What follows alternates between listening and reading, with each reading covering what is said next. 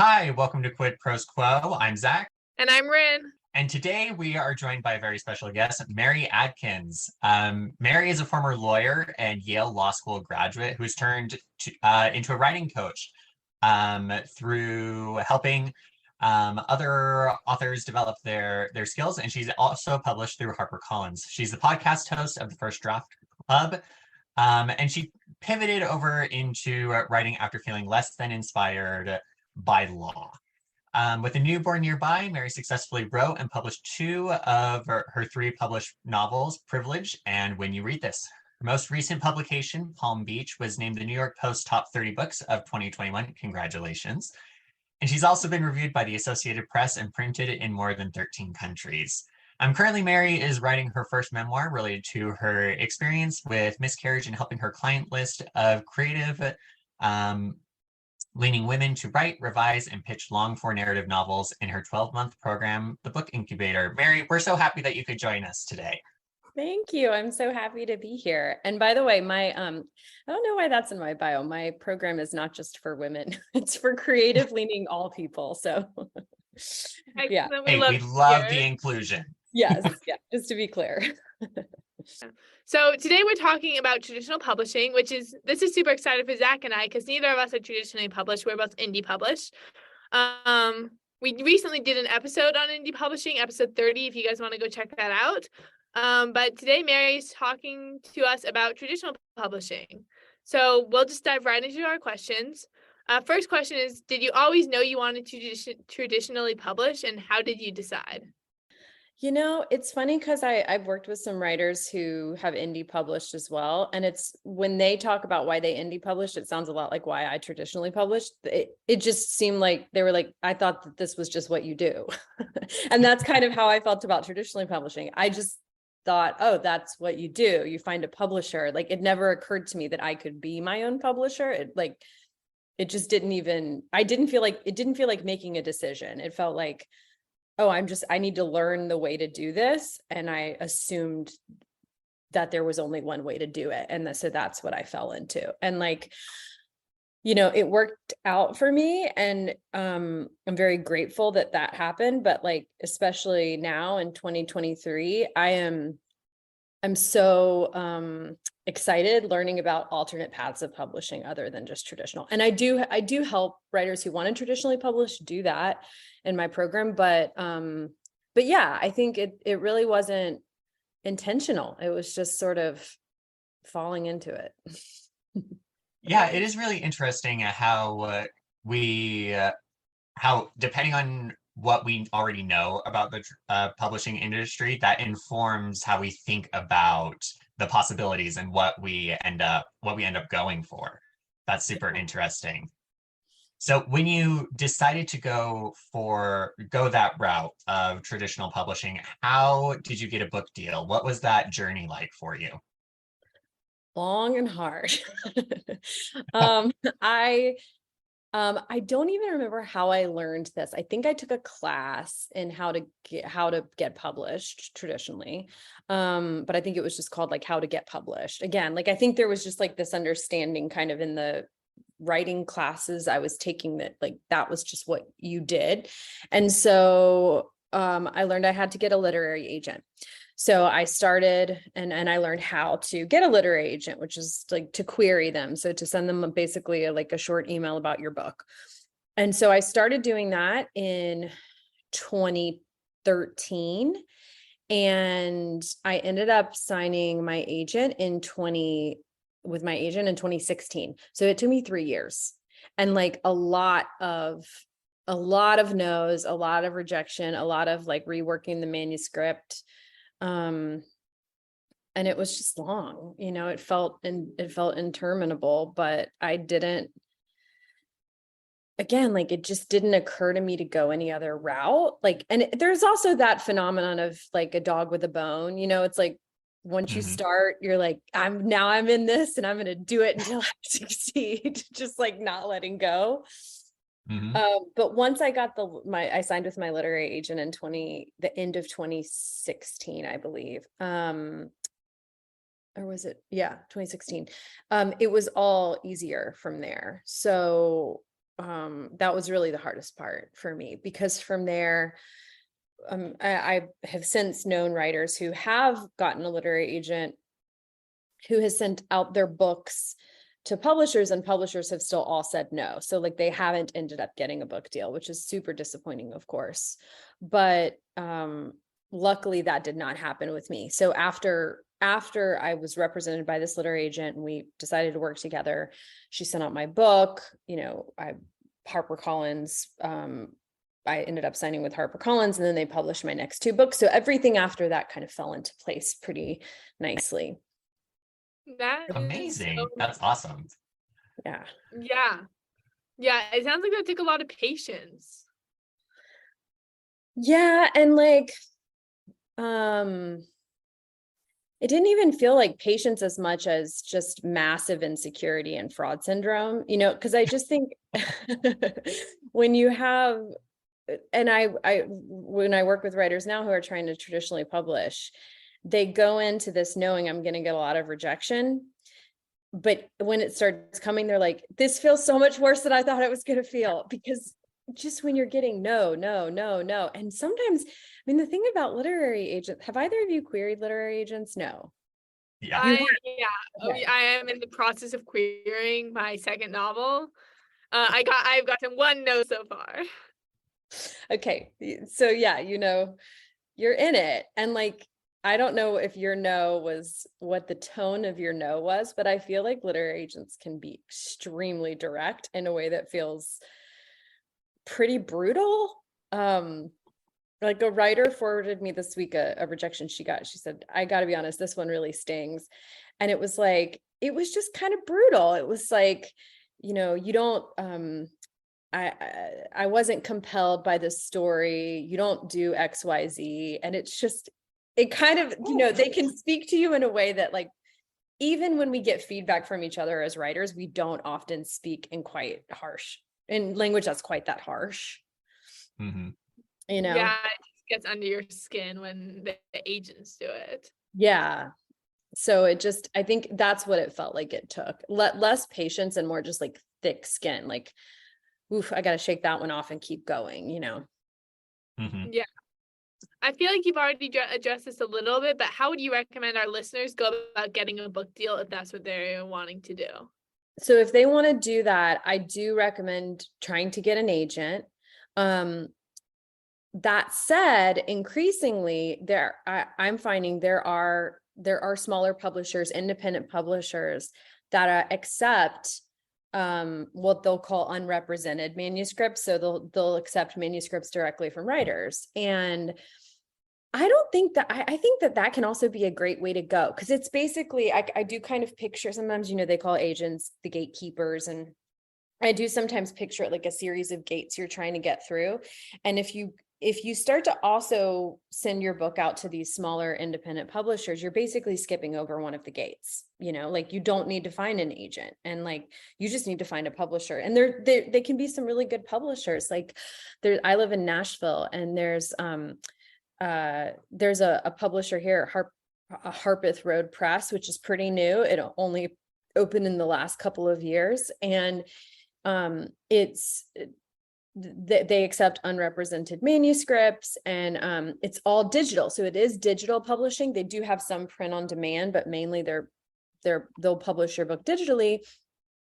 And then like the arrangement is a little bit different than it often is for the kind of the quote unquote, the big five publishers, they sometimes call them. They're like the really big players in the traditional publishing industry. So like, their contracts at Harpeth Road are I think she pays 30% or 35% royalty, which is really high. So like, my royalties with HarperCollins are anywhere from like 5 to 12%, depending on the kind of book that's sold and how many copies I've sold. But so 35% is quite high. But so it's just like a different, but I think she pays a much smaller advance. And then the big publishers often pay bigger advances, but 90% or more. No, I think it's higher than that. It's at least 90% of authors do not earn out their advance. Hmm. So that, I think that's a really important data point to know for anyone who's going to try to traditionally publish, because basically what you're getting for your advance, if you go with one of these bigger publishers, not the smaller ones, but if you go with the bigger publisher, unless you are in the 10% of people this is not true for, your advance money will be the money that you make on the book. You're not going to make more. So like, Right. I just think that's really important to know. I didn't know that. Like, yeah, I had no idea. I've only realized that in the last year or so. But if you go with a smaller publisher, that doesn't apply. Mhm. Because that data point is really just about the big publishers. So all of that is to say, to answer your question, yeah, I recommend trying to get a literary agent. And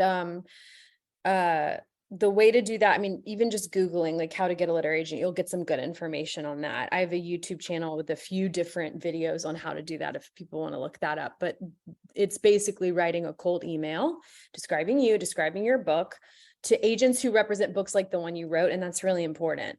I didn't understand that either at first. That's probably another reason it took me 3 years. At first, I was querying like a contemporary fiction novel that has some romance in it to an, you know, you don't want to query that to an agent who represents fantasy like that.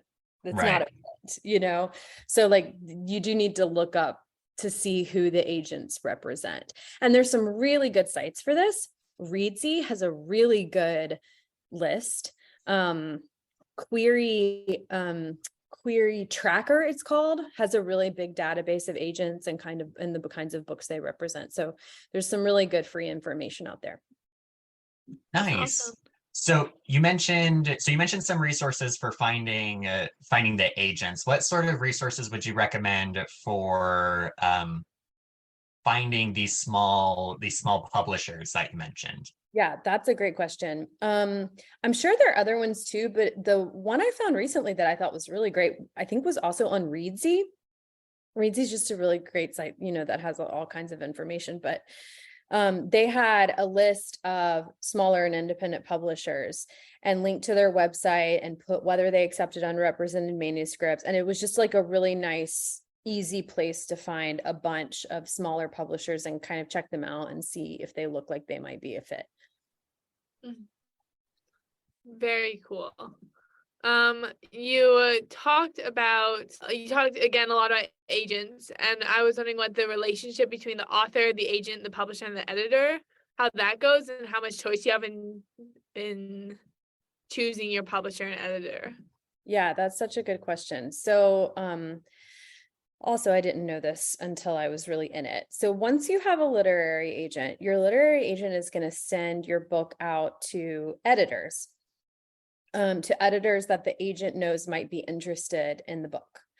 And these editors they're synonymous with publisher. Like when we say like, for example, my agent only sent my book to one editor at HarperCollins. She wouldn't have sent it to a couple of editors there because they're not going to compete against each other for a book. So it's like when she says she sent it to certain editors, that means she sent it to one editor at every publishing imprint. So you could either say like, I sent it to HarperCollins or I sent it to Emily at HarperCollins, but either way, it means the same thing.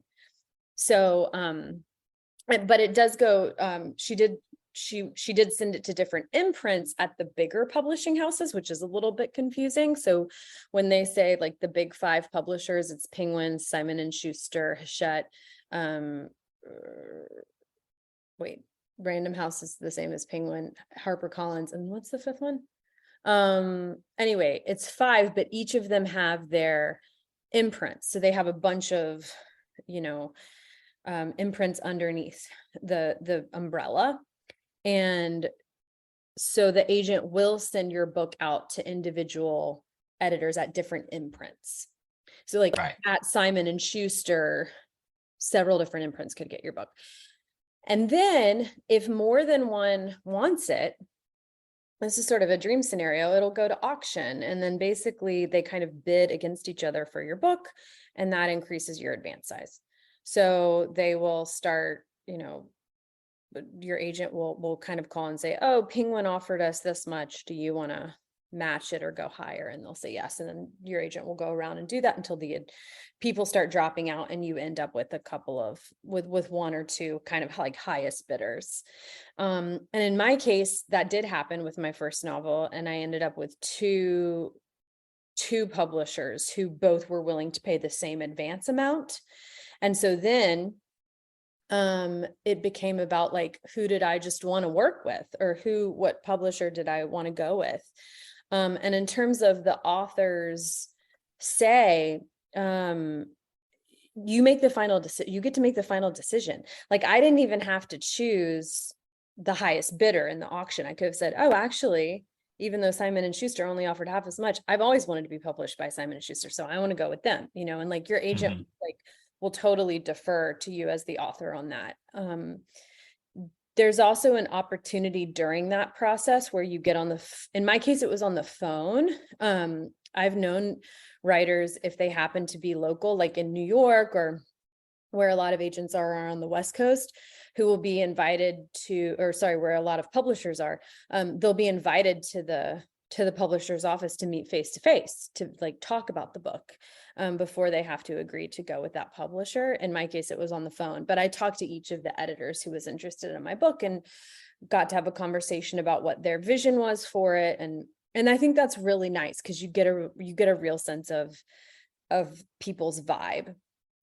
And so in my case, when it came down to the two different editors, because I had spoken to both of them on the phone, I knew immediately who I wanted to go with, because it was like, oh, I had a really good conversation with Emily, her name's Emily, who turned out to be my editor. And so I was just very excited because I really felt like she and I had the same vision for the book.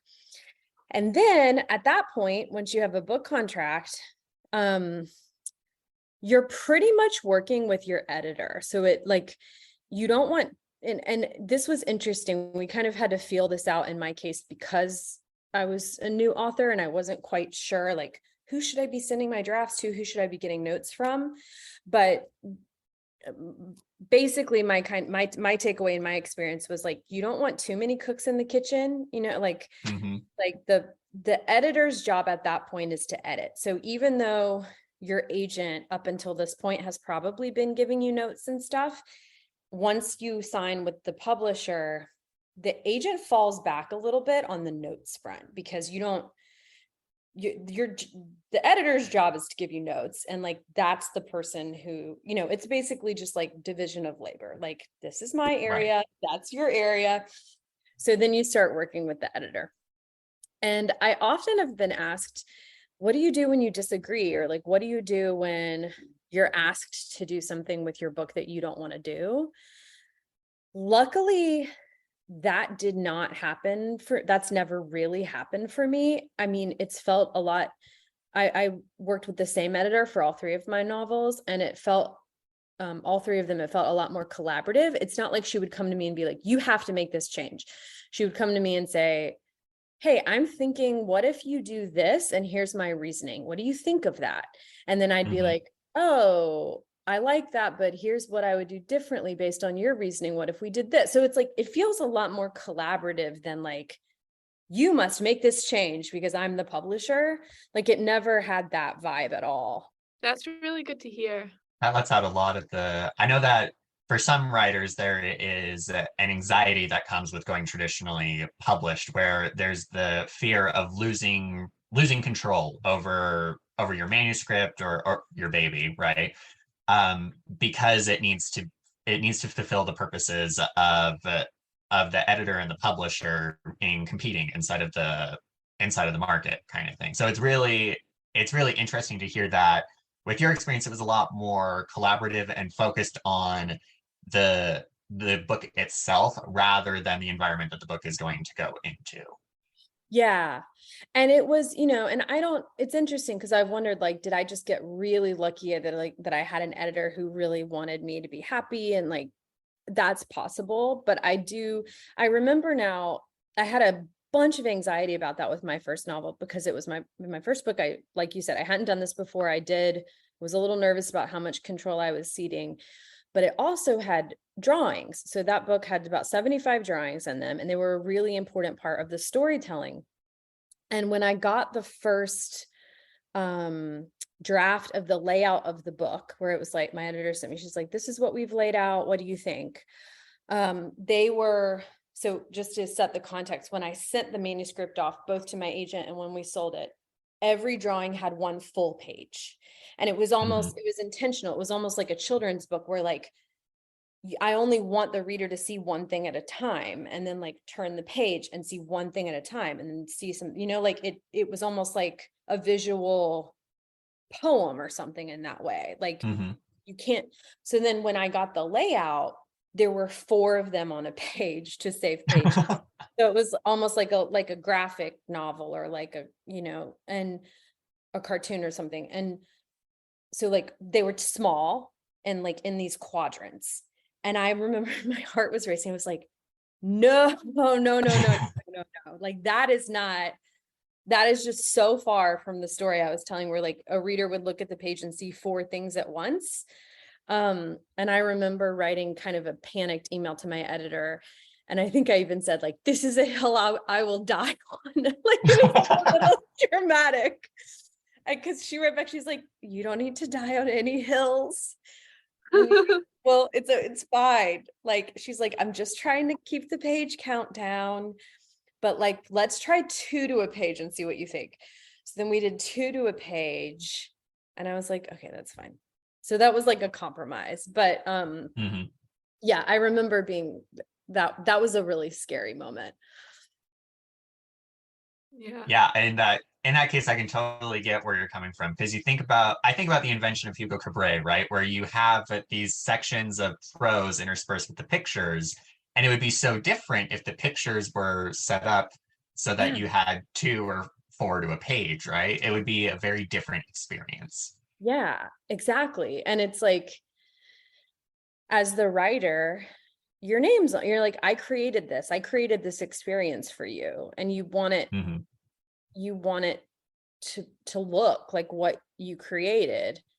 And ultimately, I mean, there was another time too, it ended up, I don't remember what it was, but I remember my editor saying, you're the author and it's your call.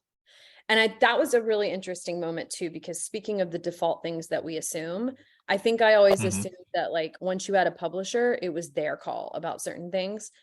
And that was basically her being like, it's actually not. Like, your name's on the cover. We're going to tell you what we think, but if you want to do it this way, you can do it this way. And that was like, oh, it felt kind of nice to realize, like, I mean, I'm sure there are aspects over which the author's not in charge, right? Like I got to weigh in on my cover design, but ultimately I don't know that they would have let me design the cover. Like, probably not, nor should I have.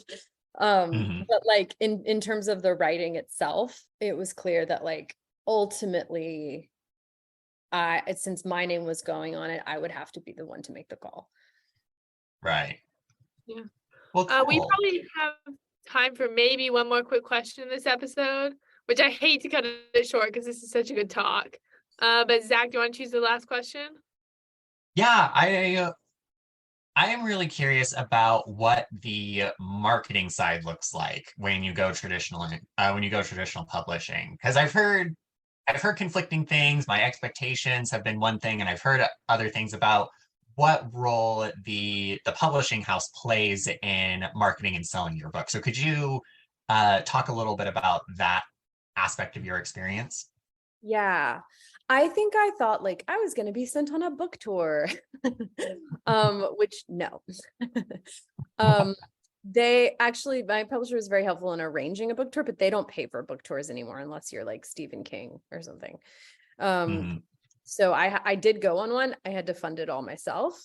I did have a publicist for each of my books, and they really sort of, basically, they kind of helped me get on like podcast spots, or like with my first book, it was HarperCollins has an arrangement with LitHub where like authors can write an essay about writing their book and it'll go up on LitHub.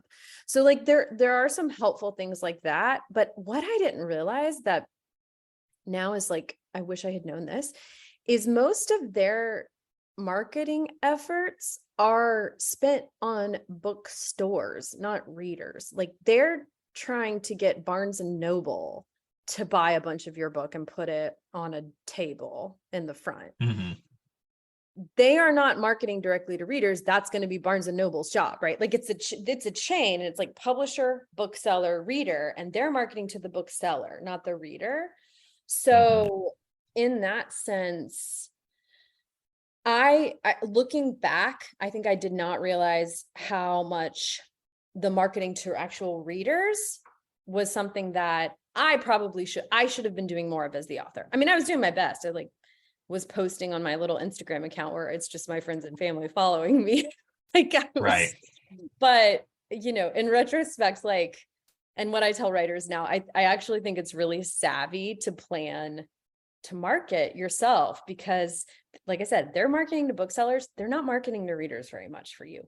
So you gotta, it's almost like if you get your advance, I think it's smart to set aside some of that advance to plan to do some marketing to readers, like whatever that means, you know, whether that's going on a book tour or hiring a publicist or just having some basically marketing spend that you can do to market your own book, because traditional publishing is not the solution for marketing. Like I thought that too. I've heard people say like, well, smaller publishers don't help you market. Big publishers don't help you market either. I mean, like I said, a little bit, but they have so many books coming out, and my publicist and the marketing team, they were always so lovely. But it's also like, I don't even know the numbers, but they've dozens and dozens of books coming out, and they're like these little marketing departments. Like, of course, they just don't have the resources to be like, we're going to get Mary's book out in front of everybody. So, yeah. Cool. Well, thank you so much because that answers a lot of my questions about how that all works out. Before we wrap up, how can our listeners find you if they want to find out more about your program, find your books? How can they find you? Yeah. So my website is maryadkinswriter.com, and it's Adkins with a D like dog, not D like the diet from the 90s. So it's, yeah, maryadkinswriter.com. And the program I run is called the Book Incubator. So they could also go to thebookincubator.com if they just want to learn about that particular program. Perfect. Awesome. We'll just put those links in the caption. Yes. Yes. Perfect. Thank you so much, Mary, for coming on. We will see you in our next episode as well, which is so exciting. But this has been Quid Pros Quo. Thank you so much for listening.